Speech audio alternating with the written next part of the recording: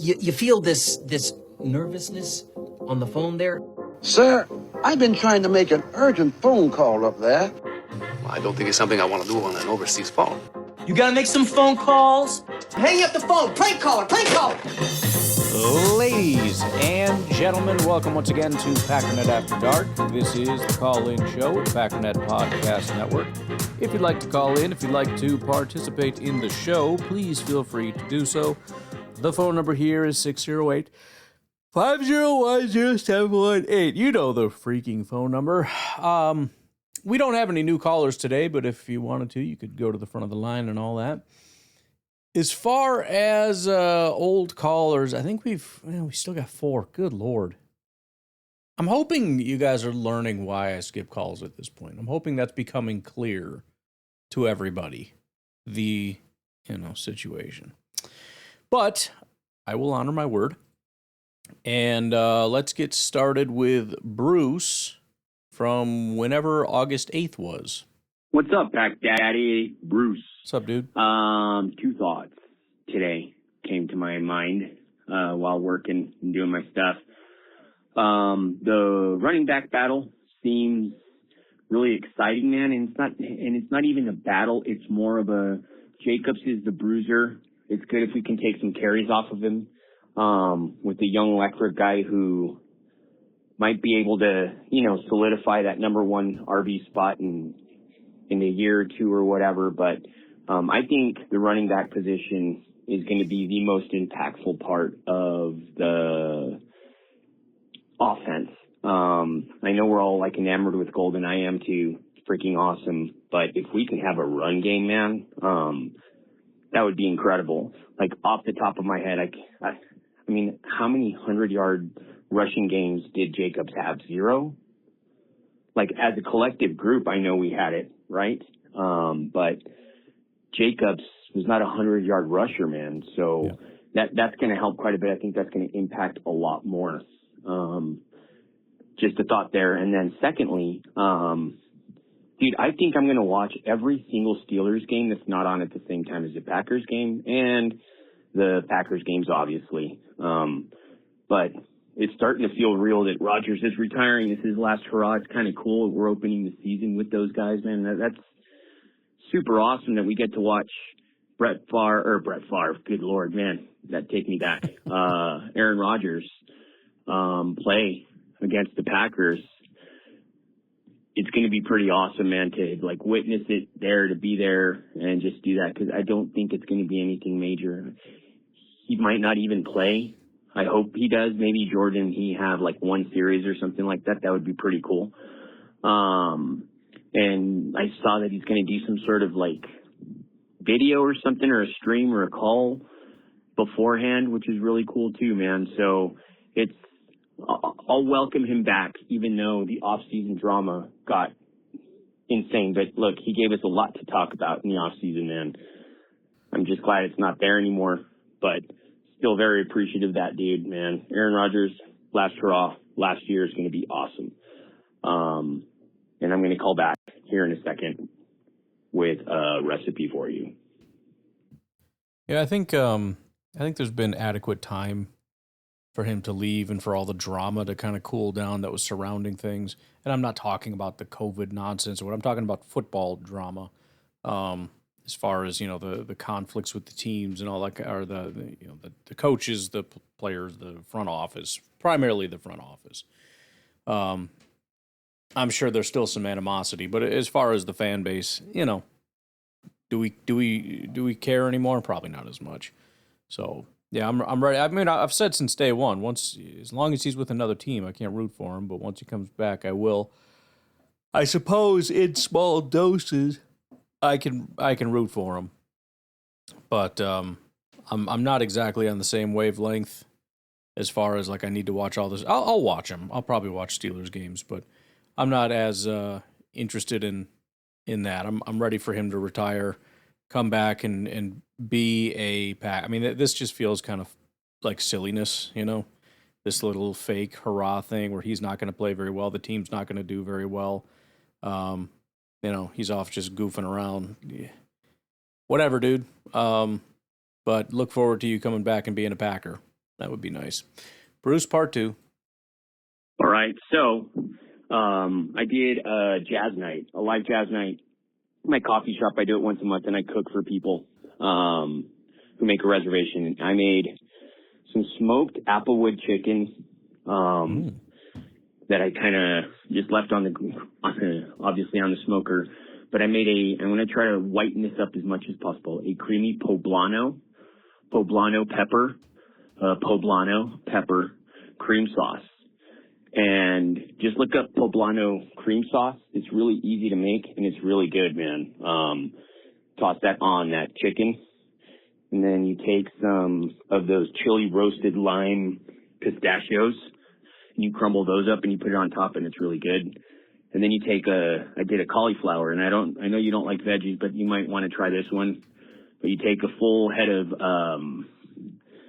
the cauliflower, and you just douse it in sriracha mayo, and you toss it in the oven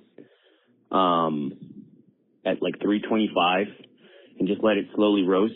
And then once it's got that nice little like char to it, then you dip it again into the sriracha sauce, and then you just broil the crap out of the top of it for like 3 minutes to sear it, and then that's it. So you should try that. And if you want my poblano recipe, just let me know. Sounds good, dude. Yeah, the cauliflower, I don't know, man. You'd have to go buck wild on a cauliflower for it to be. I think I've said it before, but I remember going to a friend's house one time. They were, making dinner for us or whatever, and they made mashed potatoes, and we were eating, and I tried the food. Food was good. Got to the mashed potatoes, and I'm like, oh, why do these taste freaking horrible? And my wife kept asking me, "Do you like the mashed potatoes?" Like, yeah, I like the mashed potatoes. I'm not gonna be rude. Yeah, I like the mashed potatoes.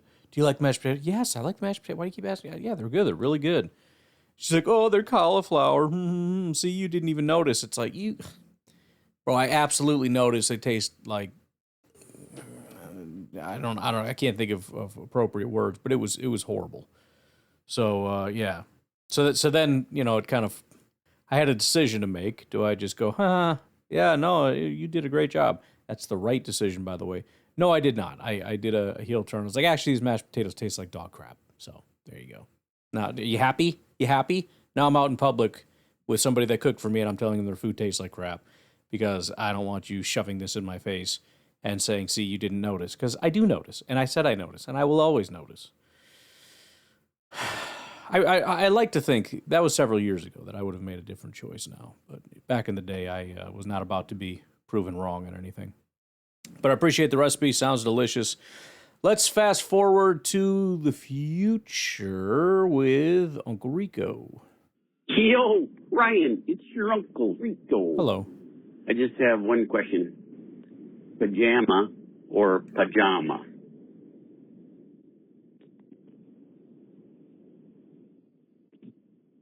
Are we done? Or okay, I think we're done. Okay.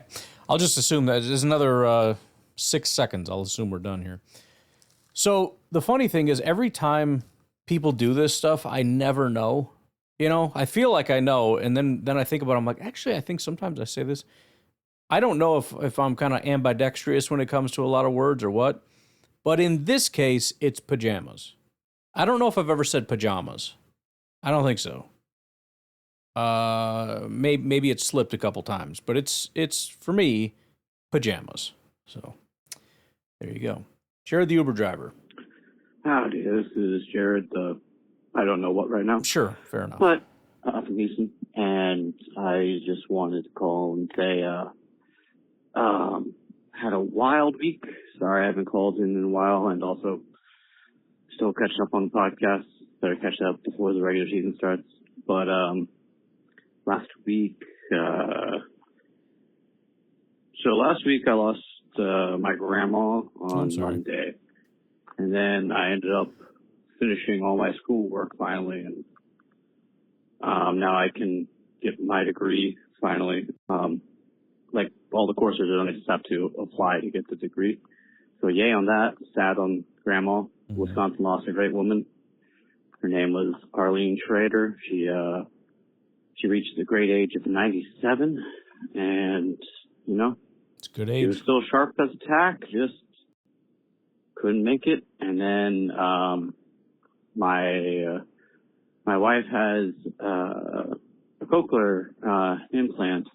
She's profoundly deaf. She doesn't have it on, and she decided to go get surgery for, like, it was planned for yesterday, and she got it, and it seems successful so far. Don't know until they fully turn it on, but yay, good surgery. But on the day before we dropped our older dog off at our friend's place, his name's Blaze, and he actually has been not doing great lately. He got this giant, massive growth on his back left leg, and it really affects his mobility. And he decided to jump into the pool, and right as we were leaving, and so we had to turn around, and I actually had to do chest compressions on him. I ended up saving his life, just to unfortunately bring him to the vet the next day to put him down. So that was very tough, still is very tough. And for all the rough things, if I could just have y'all's prayers, that would be great. Losing him is like losing, I mean, yeah, Noah is not the same, but he's the first dog I ever had, and I've had him since he was 2, and he turned almost 15 this year. It would have been in November. And the vet said he was closer to like 110 years old in dog years. But yeah, it's very tough on the family right now. If I could just have y'all's prayers, that would be great. Thank y'all so much. Go Pack, go. Well, for sure, dude. Sorry you're going through all that. Obviously, there's, been doing this show for several years, and there's a lot of different callers. And life kind of goes that way sometimes with rough patches. So there's no doubt that we're going to come across a few as a Packernet After Dark family. So I'm sorry that this is a dark patch for you. And yeah, be sure to keep you in our prayers, bro. Why don't we take a break? We'll be right back.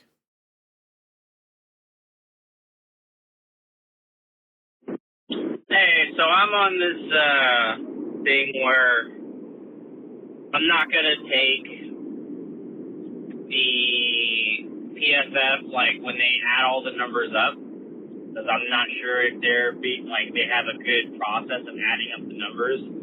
I'm going to look at their individual stuff that they actually grade out, because it's not something that they just pile up and they're like, oh yeah, well, let's average it out and it's going to be this. Because sometimes you see a bunch of stuff where it's like every week this guy's a 60, but then you look at like the overall for the season and somehow it turns into a 70. It's like there's a lot of weird stuff like that. So I've been going through looking. Well, I think it's just confusion on how the math works. I mean, it doesn't average out. It's let me give you an example. There's a name for this. I forget what it's called, but 60 is average, right? So if you have a 65, a 65, a 65, a 65, a 65, a 65, a 65, everybody would think it should be a 65. But what you've done is you've been above average every single time. And what happens, I don't know the exact mathematical process, but it compounds to a more positive grade than a 65. Because it's not averaging out, it's looking at the fact that you were exceeding what you were supposed to do every single time. So yeah, a lot of people will look at grades like that and they'll say, well, that doesn't make sense to me. But it's kind of and I think part of the problem is when they made the switch to their Madden grades, which is really what they did. They used to have a different system back in the day, which was really cool and it was a lot better. It was actually a lot more transparent, where you could actually see more of just the plus minus. So it'd be like a +2, a -1, or whatever the case may be. So it just made more sense because it showed essentially more so what their process is. Now what they're doing is they're taking their grading process and then converting it into Madden grades because, more of the, I guess you could say their assumption, more of the casual fan, a broader audience would rather look at just a snapshot of a Madden grade than look at a bunch of dashes, a bunch of ones and zeros like it's freaking binary or something. So I think that's, more so the problem that people have when they look at the grades and assume it just doesn't make sense or it's arbitrary or something. And at all the individual stuff, like I mentioned probably a couple days ago, but I was looking at last year for our defense at the people that gave up touchdowns as in coverage for the season, and Carrington Valentine and Wes Walker are two immediate people that stand out, and then another person that stands out is Keyshawn Nixon. Keyshawn was at 7. For regular season, Carrington was at 5.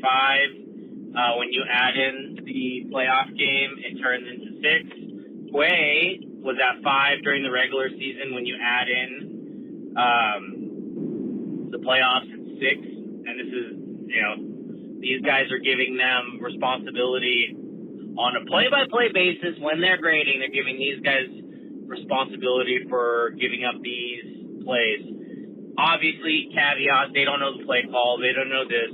They don't know if somebody's freelancing and doing something, standing somewhere they shouldn't be. But we all know this. Best information we have without going through and documenting every play. But I expect numbers to be high for corners in coverage because that's what they do. But I definitely would like to see St. Juice get the opportunity for the number 2 corner spot with Cisse. And yeah, Cisse's a rookie. He probably could have 5, 6, 7, just like either of our guys from last year. But I just think that we need to just try it.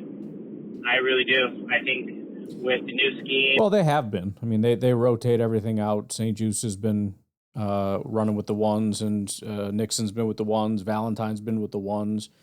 They're trying all the stuff out. I don't think he's going to ultimately win. Is the point? But they're definitely giving him an opportunity. And these guys being chosen scheme fits for that. I think this is our best course of action. I'm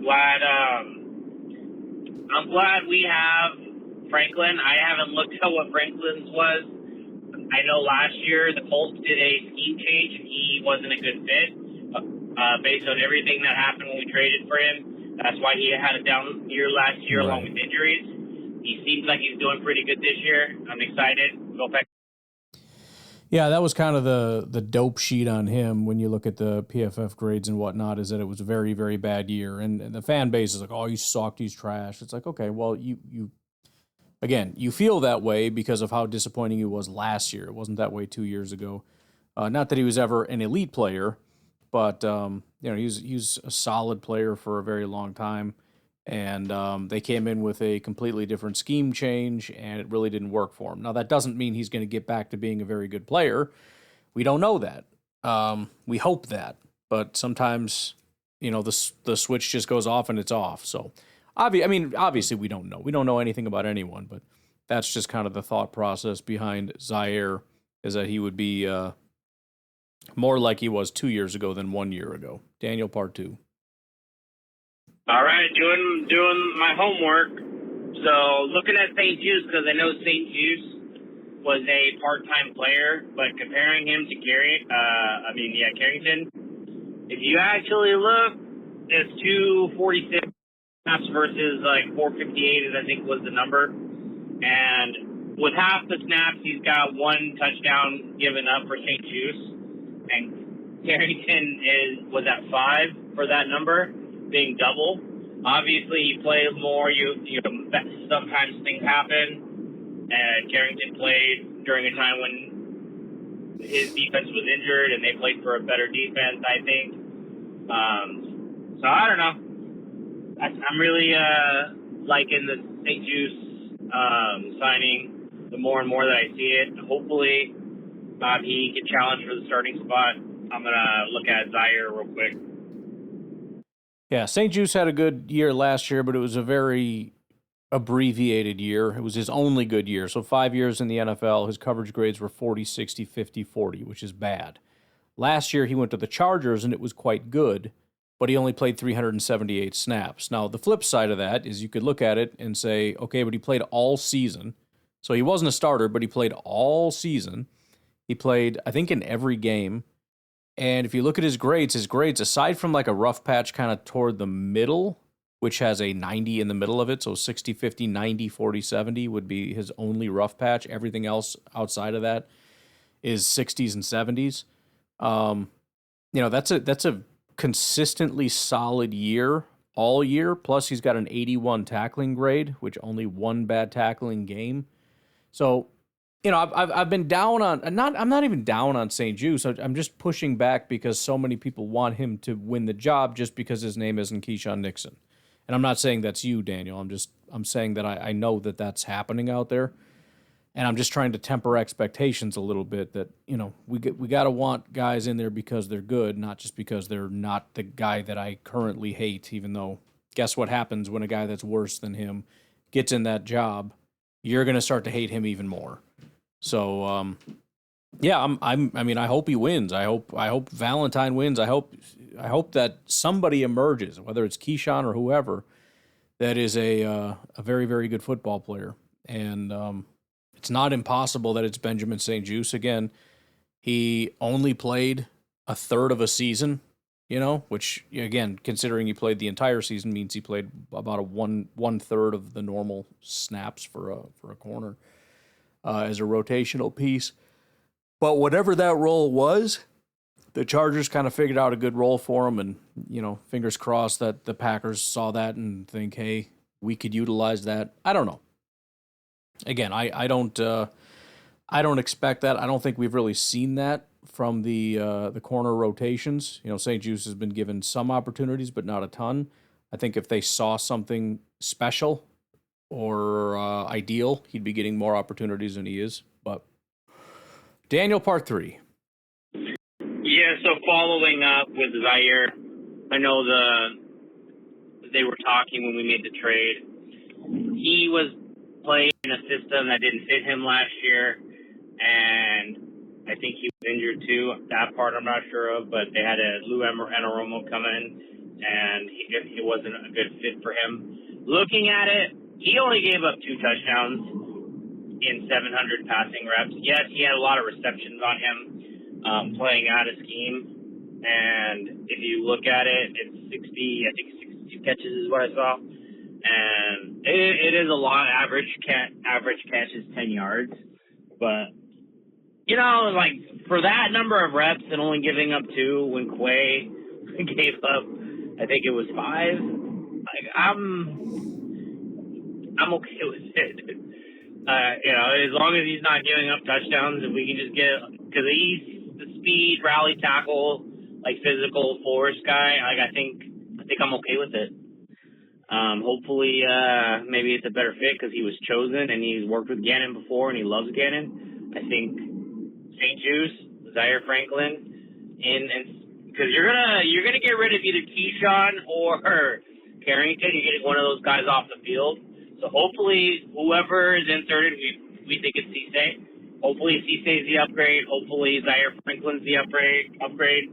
And if St. Juste is just better than Nixon.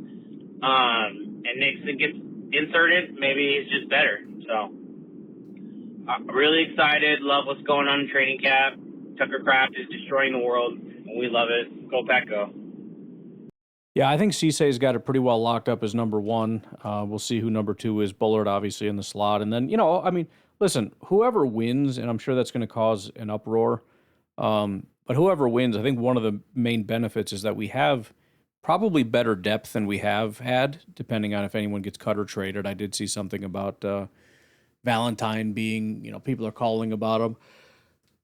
I'm a little iffy on that report. The person that reported it is not someone I'm familiar with, and I think they said the Steelers, and all the Steelers fans jumped up and they're like, what are you talking about? That's our deepest position, our strongest and deepest position. That doesn't make any freaking sense. So I don't know. But assuming that those guys don't end up getting moved on from in some capacity, that should be a stronger position than what we've had in quite some time. Especially if Haddon ends up being a pretty solid backup nickel. There's some positive reports coming out about Haddon. So if we have Haddon as the backup slot, and then we have, let's just assume Keyshawn wins, you got Valentine and St. Juste as the 2 backup boundary guys. That's pretty awesome. So, yeah, I think there's plenty to be excited about, Mike. All right, I'll take our final break. We'll come back with a couple calls from Packer Superfan.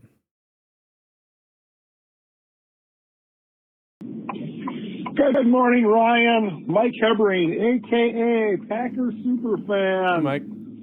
Ryan, I was listening to your pod this morning, and you were talking about the offensive line situation currently, and, obviously with the Banks situation. And I just wanted to kind of just chime in because it's been bugging me ever since the first preseason game. I mean, I think it's pretty clear right now, this team does not have any guards on it. And that's a major problem. I mean, we've got Jacob Monk and Burton playing guard. Correct me if I'm wrong, but those 2 players were centers in college primarily. And I know the Packers always talk about, these guys are versatile. They can play center or guard. But these 2 guys, especially Monk, but Burton as well, these are center bodies. These are guys who played center in college. These are not guards in the NFL. And then now we've got Anthony Belton apparently is not a guard anymore. And I know Anthony Belton played tackle in college. But if Belton's not a guard and Burton and Monk aren't guards, we don't have any guards on this team. And if Donovan Jennings is our best guard, we are in deep trouble. Deep trouble. I mean, I've seen nothing from Monk and Burton yet that proves to me that these guys can play guard. And we know Aaron Banks can't play guard. So where are we at? I mean, we don't have any guards on this team. It's certainly not what I think Goody expected. I think Goody was expecting that Belton would probably play guard, and Banks would play guard, obviously.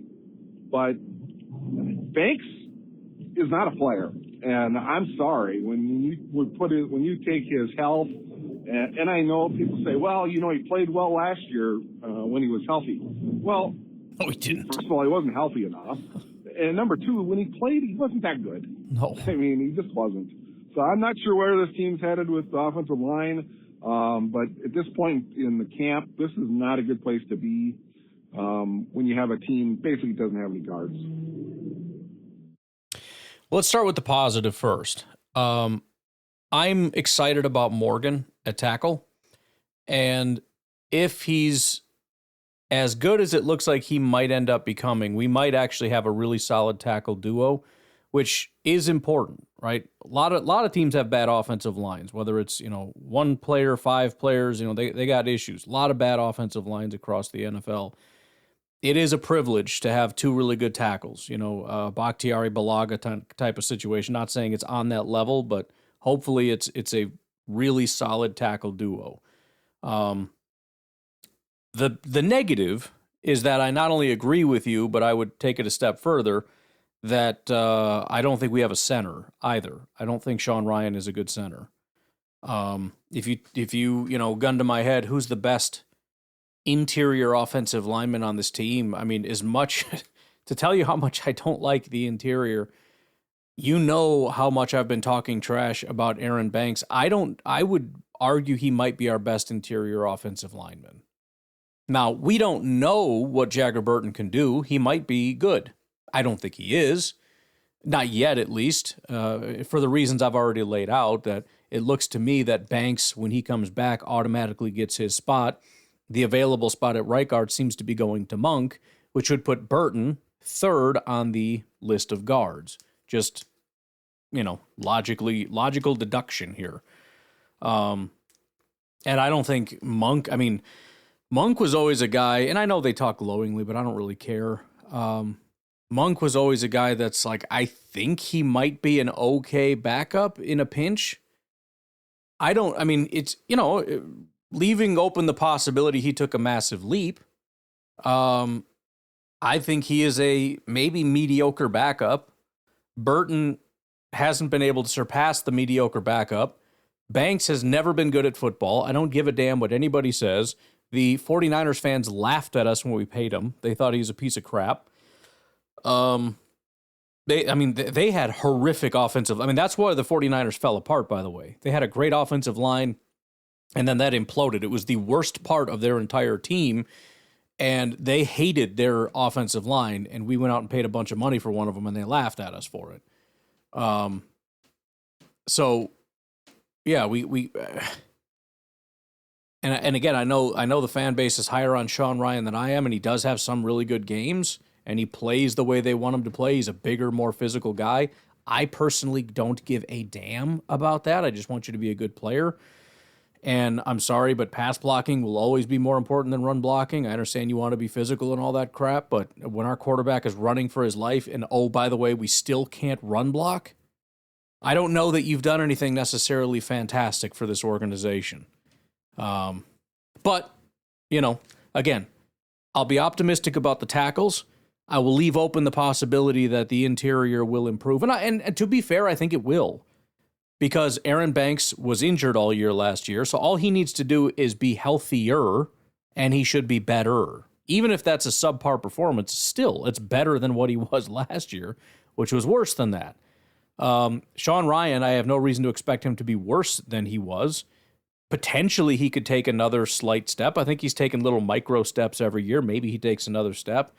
And then right guard is as much as I just talk crap about, kind of, it was kind of politely, backhand type of comment, but Belton, as I said, was one of the worst offensive linemen in the entire NFL. Monk just needs to not be that. So, in a weird way, as much as I have not been impressed with anybody on our interior offensive line, I have no reason to believe that they won't be better than last year. And I think we're going to have an upgrade at left tackle as well. So it's a weird contradictory thing where it's like, I agree with you, this is a bad situation. I also think we're going to, in a semi-substantial way, I think we're going to have a better offensive line than last year. But I'm with you overall that this is not good enough. Really big fingers crossed on Morgan, because that is a big step. It's hard to find a player. Teams will spend their entire, 4, 5, 6, 7 years just trying to get corners, just trying to get a corner, one corner. Now try to get a left tackle, a left guard, a center, a right guard, and a right tackle. Right? That's 5. It's really not easy, and it's why most teams don't have 5 good offensive linemen on it. Now, the Packers, we've been very spoiled because we've had incredible luck getting offensive linemen. That luck dried up pretty bad over the last several years. So as people were leaving, we didn't have anyone to replace it. But Zach Tom was a hit. Morgan hopefully is a hit. And we got to figure out this interior offensive line situation. Again, we'll see what Jagger Burton brings to the table, and Monk and the rest of these guys. But I don't know.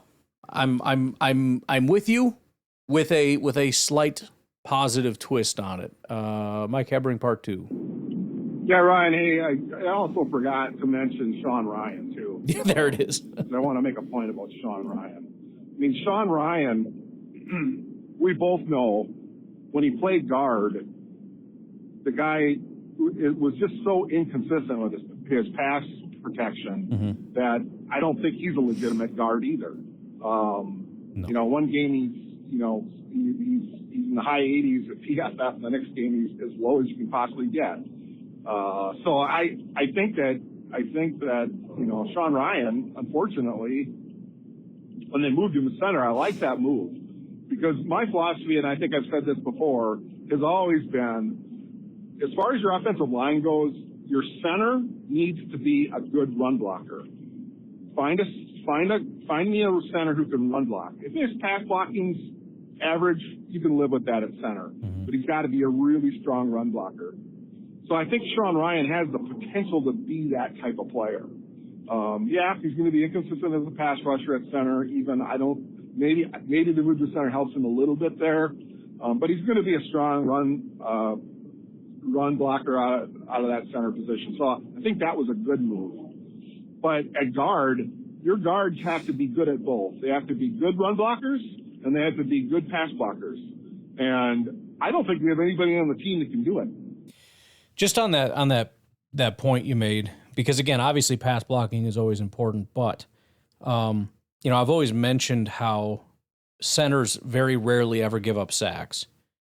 I don't want to make too broad of a claim that it's easy to pass block as a center, but when, 5 sacks is a lot in a season, I don't know what else to glean from that other than, look, you got guards there helping you on almost every play. I mean, whenever you double team on the interior, it's either you and the right guard or you and the left guard, right? So you get a lot of help. It's much more compressed in there. So I get your point. I haven't super thought that through, but it does kind of jive with what I've been saying that, I think you get a lot of help.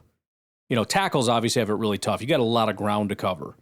And then it's just a lot less ground for guards and a lot less guard room for centers. I should stop speaking.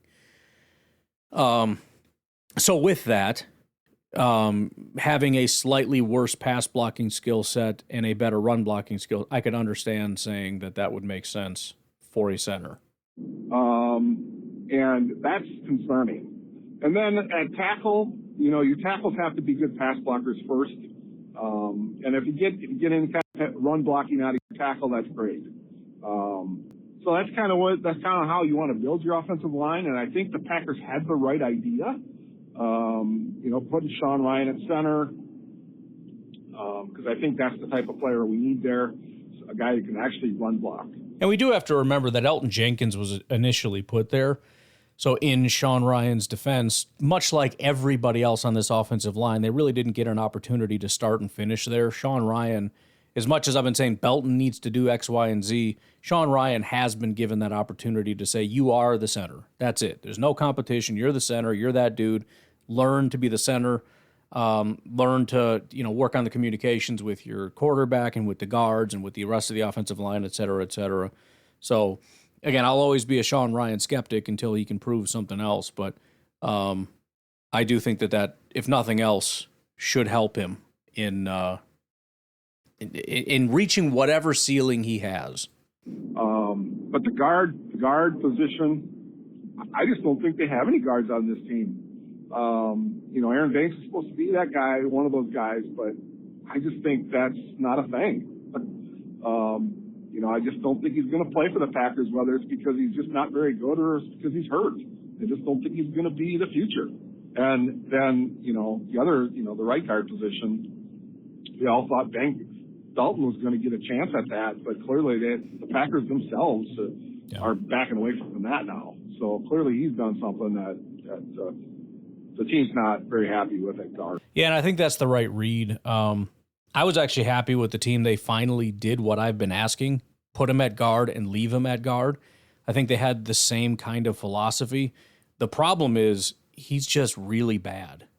And so they had to just pull him and give the other guys opportunities to win those guard spots. Give Belton that final opportunity to see if he can be a tackle and just let him sit there and be that backup. Right. I mean, again, I've always felt that that's not a good position for him. The team obviously has come to the conclusion that that's if he can do anything, it's that. They tried the guard thing. It wasn't working. And remember, initially they had the tackle. It was always tackle, and I didn't understand it. He was forced into the guard spot because of injury. I shouldn't say forced, but because of injury, they felt that he would have been the best option next. Went horrifically wrong. Next year, okay, you're the starting right guard, go win it. It went obviously horrifically wrong. Now, they've put him at right tackle, and it seems to me he's way worse than he's been. I mean, since he moved back to tackle, I have not seen a single, you can't get 3 tweets from training camp without seeing Belton got beat by XYZ. Now, maybe it's just because it's tackle and the better pass or whatever, but he is a disaster. I don't want him. I don't give a crap who it is. Literally anybody would be who I'd prefer as a backup right tackle. I don't care. If you don't want to cut him or try to stash him on the practice squad, which maybe wouldn't work, okay, then he needs to be like 3rd string or something. I don't know what it is, but no. He has been horrific in training camp, especially this past week, 2 weeks, whatever. So, I've been saying it all off season. The offensive line is my biggest concern. I just got a feeling that Jordan is going to be running for his life all season long, and unfortunately, that's going to lead to injuries and all kinds of other things. And it's why I continue to say this is an 8-9 team. He didn't call back, but no, I understand. I understand the fear of it.